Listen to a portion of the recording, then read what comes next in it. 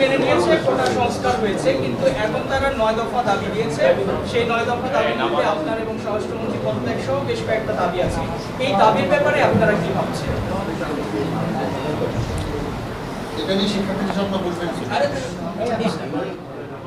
দেখুন, আমি একটা কথা পরিষ্কার করে বলতে চাই, আমি আজকেও বলেছি, সরকার অলরেডি বিচার বিভাগীয় তদন্ত কমিশন, এতে 3 জন বিচারপতি, জাতিসংঘ সহ যেসব দেশ এই তদন্তের ব্যাপারে আগ্রহ প্রকাশ করেছে, আমরা তাদেরকেও স্বাগত জানিয়েছি।